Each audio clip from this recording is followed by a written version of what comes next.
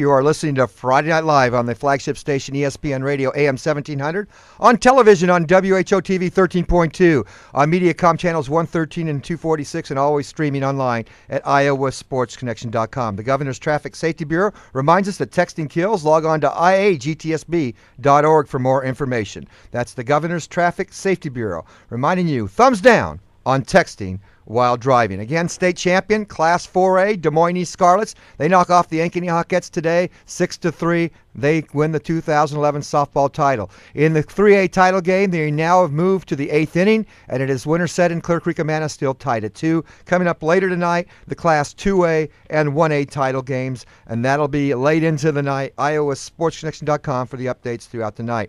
By the way, also the state baseball tournament underway as we speak. It all began tonight at 6 with Kemper Catholic of Carroll taking on North Fayette. Gilbert and North Polk comes up next tonight at 8 o'clock, and then tomorrow at 6 and 8, it's the other quarterfinals in Class 2A with Davis County Bloomfield and Alta Aurelia at 6. And then at 8, it's Columbus Catholic of Waterloo taking on St. Albert of Council Bluffs. The all-tournament team in Class 4A was named after the game. Let's take a look at those and recognize those young ladies. Emily Aller of Dowling Catholic, Taylor Allgaier of Des Moines East, also Stacy Brown from Des Moines East, Allie Kappert from Ankeny, Ashley Chambers of Ankeny, Sarah Kennedy of Bettendorf, Miranda Kramer, Burlington, Chloe Miller, Pleasant Valley, Shayla Starkenberg, Ankeny, Riley Fisher, Des Moines East, all on the all-tournament team. The team captain, Ashley Prettyman, out of Des Moines East. Is Bud around? We are ready. He's Bud Legg, the information director of the Iowa High School Athletic Association. And while the softball tournament's winding down, the baseball championships get underway at Principal Park, Sec Taylor Field in downtown Des Moines. And Bud Legg joins us from right up there on the tower. Bud, how are you? Great. I thought you were going to say it's heating up. It's going to heat up, I think. Hopefully by next week, though, a little bit of a break. Unlike the young ladies this week suffering through those high indices, hopefully next week it'll cool down enough to be comfortable out there. Well, we hope so. We've got a nice crowd on hand right now for Kemper and North Fayette, and being overcast, it's taking the sun out of the equation. Well, Bud, this is going to be exciting this year. Tonight, of course, the Class 2A, and tomorrow night the Class 2A quarterfinals continue. Then 1A begins on Monday. Of course, the story there is top-ranked Martinsdale St. Mary's with 84 straight victories and hoping to get it up to 87, already a national all-time record. But that record is still active, along with a team out of Portsmouth, New Hampshire, who has 83. Both will try to keep that going into next season. But it's not going to be easy when you look at the 1A field because some very notable names in there, including Newman Catholic and Key of Lansing, part of that field. No question. I think the 1A field is extremely competitive. In fact, I think all four of our fields are very good. I think it's anybody's ball game, and whoever can come in here and string together 3 games is going to walk off with a pretty nice trophy. Yeah, everybody asked me what's the toughest field, and I said today, if you take Class 4A and you like Fort Dodge, you take Fort Dodge. If you like Mason City, you take Mason City.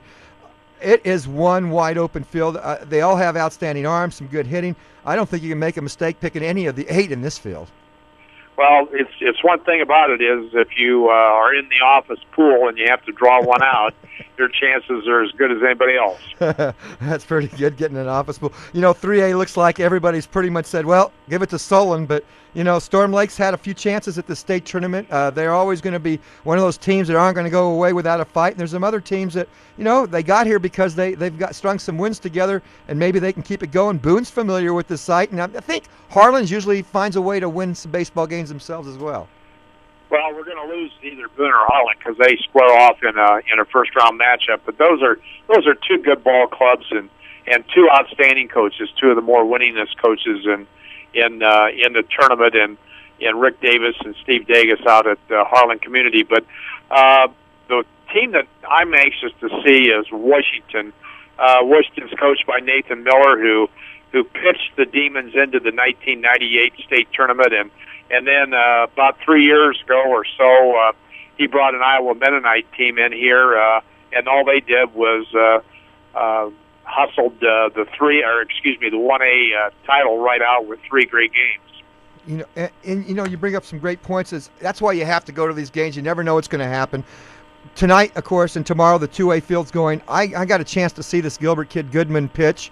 he may be one of the best arms in the state tournament that's not really talked about, because how often do you get to see him out at Gilbert? Here's an opportunity for some people to come out and see maybe one of the best pitchers in the state on the mound in Class 2A. Well, he's going to be up next tonight against a good North Polk team, and Dave Middleton's teams always play well, but Mr. Goodman is the real deal. He's stronger than he was a year ago. He's got better command of his pitches, and he's got a lot of confidence in his defense, and that's a pretty tough combination. So we're looking for that to be a really great game in the nightcap.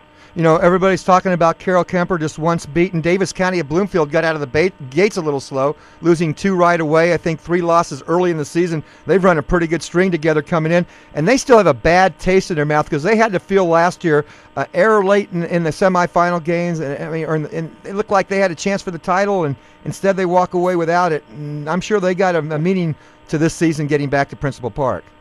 Well, I don't think there's any question about it. You know, if memory serves me correct, Kemper and Davis County had a great semifinal matchup last year, and Kemper emerged with the win. And I think that took a little bit out of the Knights because while they still played well against Solon, I thought they just didn't have the edge that you expected, and I think Davis County accounted for that. Well, of course, Principal Park's the site. Not a better place to watch a state championship game. I mean, a lot of people, we enjoyed Carroll, we enjoyed Marshalltown, but it always split us up. Now we get to see it all in one site, and one of the greatest facilities in the state of Iowa. It's a treat for the kids. It's a treat for the fans to be out there. It really is, and it's a great setting. You can't find a better facility anywhere in Iowa than Principal Park, and being an old coach myself, I just marvel at the way this grounds crew takes care of the facility between games. And where else can you go and play on a professional field of this caliber? If you're a high school kid, you see them walk on the field and their eyes are as big as saucers, and it's for good reason. Well, now I got to ask you, but did you get? When are you going to have the knee replaced? Oh gosh, you have to bring up bad signs. Tuesday after the state tournament, August 2nd. Well, we'll all have our thoughts with you. We know you take that time off and recover well and be back, and then I know you got to do it again, but to get the other one replaced. But you're going to be back, and then pretty soon you'll be able to run up and down the rows with us here, buddy. Well, I'll tell you what, the Unidome might be the first test for the new knee, so we're going to find out in a hurry. Well, Bud, I appreciate you coming on. I know there's a lot of things going on with the baseball tournament underway. We'll get the fans out there and talk about it tomorrow as well. So good luck this week. We'll definitely see you down there at the ballpark. Never a dull day, Tony. Thanks so much. You bet. Bud Legg, the Information Director of the Iowa High School Athletic Association. Let's take a look at the pairings again tonight. It's already underway. Kemper Catholic of Carroll and North Fayette of West Union. They are playing. Then it's Gilbert and North Polk coming up next at 8 o'clock. Tomorrow night at 6, it's Davis County of Bloomfield and Alta Aurelia in one game. At the 8 o'clock game, it's Columbus Catholic of Waterloo taking on St. Albert of Council Bluffs. On Monday, it's unbeaten and 41-0. Top-ranked Martinsdale St. Mary's getting it all started at noon. They'll take on English Valleys of North English, really with the Cinderella slipper on their foot. 9-15 coming in, but they'll take on 41-0 Martinsdale St. Mary's. At 2 o'clock, it's number 4 Coon Rapids Bayard facing Preston. At 6 o'clock, 5th-rated Key of Lansing takes on George Little Rock. And then at 8 o'clock, it'll be number 2 Newman Catholic of Mason City at 34-4 taking on Orient Maxburg. The 2A quarterfinals are Tuesday, July 26th at noon. 8th-rated Storm Lake at 26-8 takes on 10th-rated Marion at 26-16. Then at 2 o'clock, the what everybody thinks is Crown 'em Now. They're the champs. It's number 2 Solon at 36-4 taking on 15-24 Waukon. At 6 o'clock, 29-7 Washington takes on ADM of Adel at 23-14. And then at 8 o'clock, 20-10 Boone takes on 19-14 Harlan. In the 4A quarterfinals on Wednesday, it all begins at noon.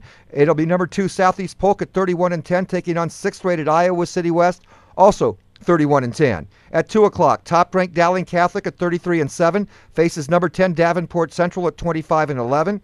At 6 o'clock, it's number 5 and defending state champ Cedar Rapids Kennedy at 31-8, taking on 9th-rated Fort Dodge at 29-12. At 8 o'clock, number 4 Mason City at 33-9 takes on Des Moines Roosevelt at 29-12. That'll be all the quarterfinal round games, and you can get all the updates throughout the day at iowasportsconnection.com. We do have a final now in the Class 3A State Softball Championships. It is Clear Creek Amana.